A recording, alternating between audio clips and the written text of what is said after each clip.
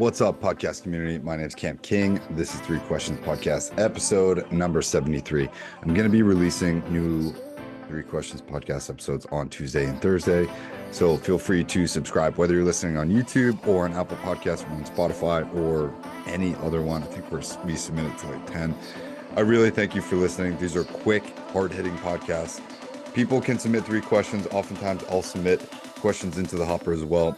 If you want to submit questions, threequestionspodcast@gmail.com, or you can find us on the social Instagram accounts and TikTok _3 questions podcast. So go find us there, submit DMs and various questions. This is mostly for my CK Collective company, which is just entrepreneurship coaching, business coaching for people getting side projects off the ground, where I help them with sales, marketing, business, and then also some personal aspects of their life, right? Primarily it's mental, physical, emotional, financial, academic, and spiritual that I kind of work on with guys to make sure that they're shored up in those categories before we bring it over to the business realm. And then I love working with guys on their business because I'm helping guys make like 20, 30, and 40K a month right now with their businesses. They have great ideas. Sometimes they're just getting in their way. And oftentimes they ask me questions that I go, oh, that's a good podcast question. I should get them on. So I know a lot of these episodes have been me solo doloing, just answering stuff for you guys as time goes on. User submitted questions. I've had a lot of females submit questions lately, which is great.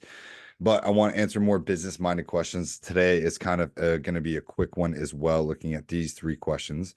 And I think that a woman submitted these, even though it says anonymous. But if you could master any skill, what would it be? How do you want to be remembered if you passed? And how do you define beauty? So pretty legacy-based questions, I would say, and I will get to answering these in just a moment. But again, if you want to become a guest or you want to hop on, just shoot me a DM or shoot me an email. And again, yeah, thanks for listening. We'll get into all the stuff for the podcast after the fact. Let's hop into question number 1 right away. So question number 1, if you could master any skill, what would it be? I'll tell you right now, it would be woodworking. I think that woodworking and metalworking has been something that I have dreamed about for a very long time. And I think that it is very cathartic. I think it's some of the pieces of furniture and just furniture making look so appealing. I think that guys are inherently fixers and builders and want to make and tinker with things.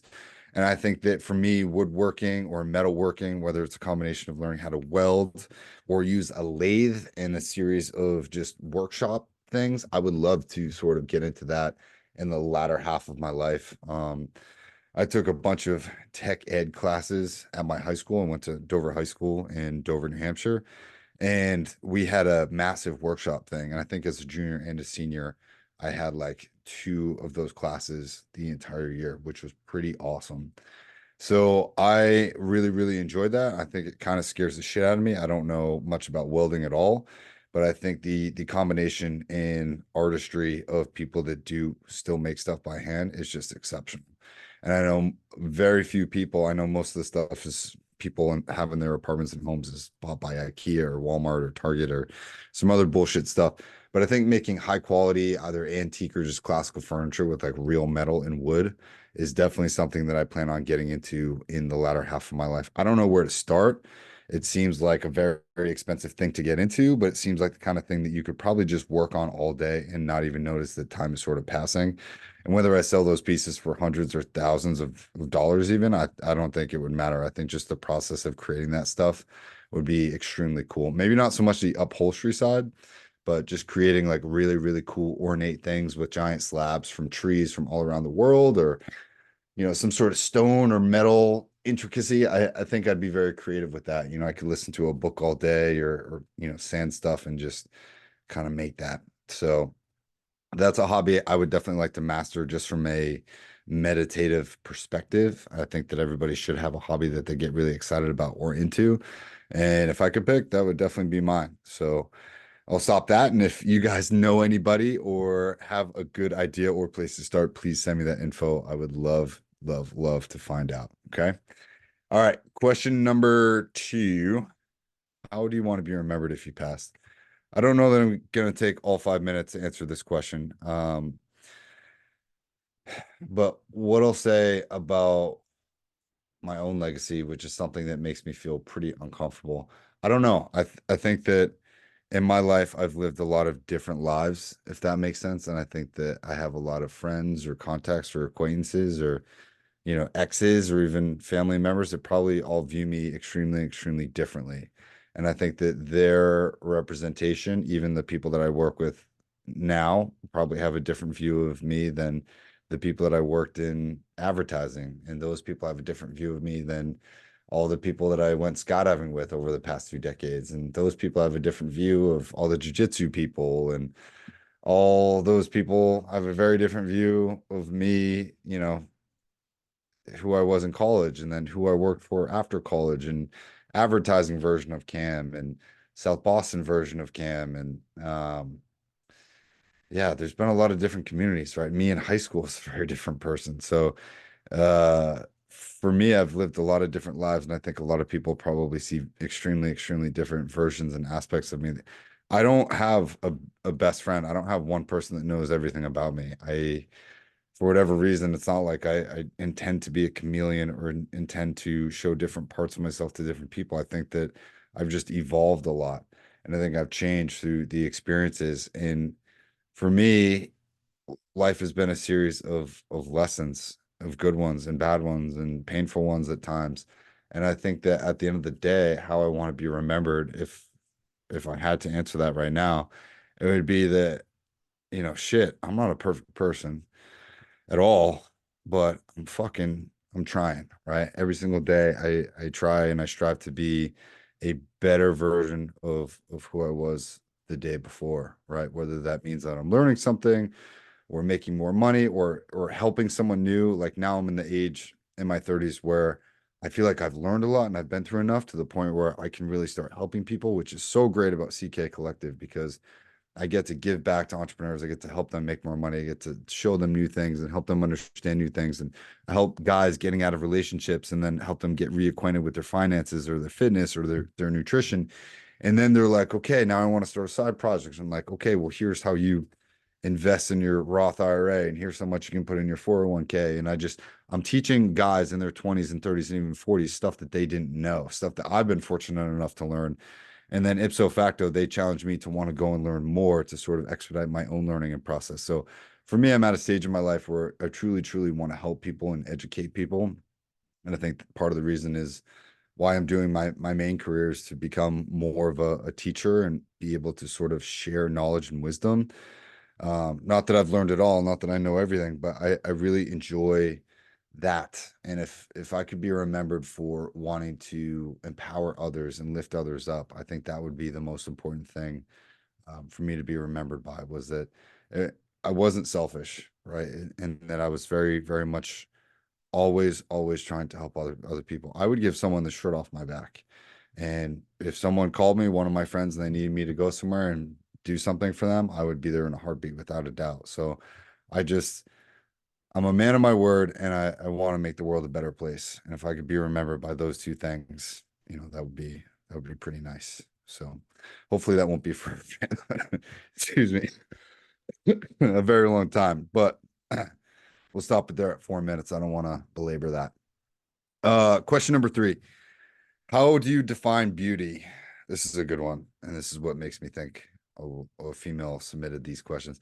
I really, really appreciate this question, because in today's society, so many people look at beauty as being something that is external of the individual, right? We look at the curves, or how tan somebody is, or their, you know, symmetry, or their bosom, right? We look at all these things, and guys are very physical creatures. So that when we see a woman who is beautiful, we tend to think that all of her is beautiful. And I think that for women, they tend to see things differently. They can find a man attractive, but that's not the number one trait. Actually, I saw an Instagram post about this, or a video, some sort of talk, some sort of reel somewhere, where it literally said for men, physical attractiveness is always number one. But for women, it's actually like number three or four, maybe even five for some women. There are so many other things for women that probably define beauty, and that's more of the emotional capacity of the man, right? Yes, he needs to be obviously fit and be able to protect and provide, but it's more of an emotional capacity first that women will define beauty as.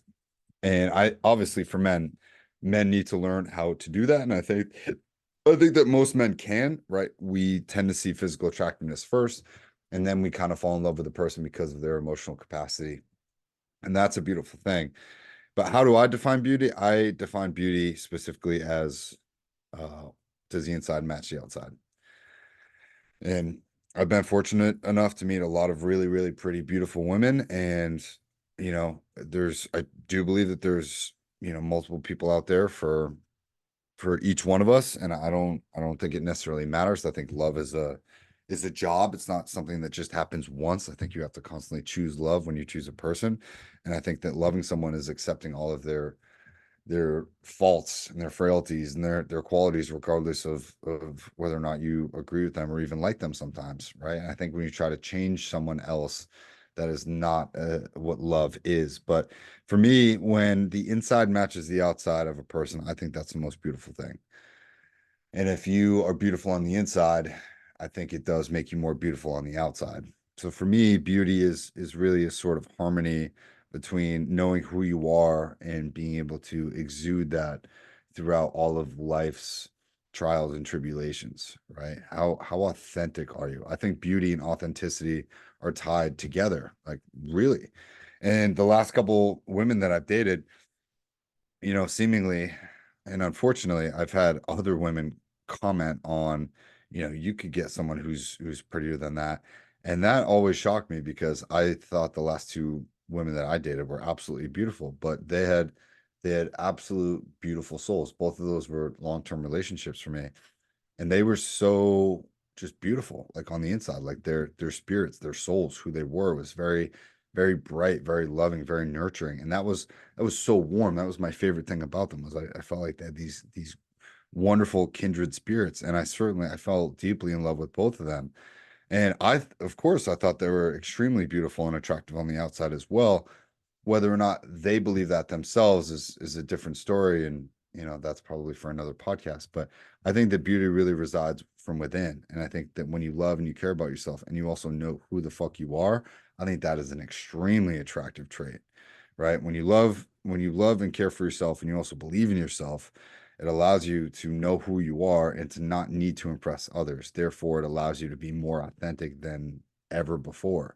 And when you can do that from your life, from a life perspective, I think it's just a very powerful place to be, because you're no longer people pleasing. You no longer need any sort of external validation from any sort of Instagram or social media. And you're just kind of content with where life is. You know that life is moving towards you, because time is a linear path that our mind kind of is the only way that our mind can sort of understand our lives, is to sort of go through time, and you're not in a rush to get anywhere. So I think that, yeah, beauty definitely starts from within. And I think that when it matches your outside, it allows you to become a much more beautiful person. Your whole aura really kind of radiates once you know who the fuck you are, and you just stop kind of chasing, and instead you start attracting things. And that's how I kind of define beauty. I know, again, for the most part, men kind of define beauty as being the physical aspects, and for women, it's probably a culmination of a lot of those things. But I would love to get a woman on and ask her that same question. So if you want to be a guest, you know how to reach out to me. threequestionspodcast@gmail.com. Shoot me an email or DM. I would love to see and hear what it is that you're talking about, and have you really kind of share your expertise. If you want to find us on social, TikTok, Instagram, that's underscore three questions podcast at gmail.com. I definitely need some more questions before I do this last podcast of the day. Another short, quick one for you. But if you need coaching and consulting services, want to start a Shopify business, an Etsy store, anything, shoot me a DM. I'll meet with you for free. I'll give you a free consultation, and I'll tell you where you can sort of shore up different things. That's all with CK Collective. But yeah, we'll see you guys in the next one. My name's Cam, and thank you very much.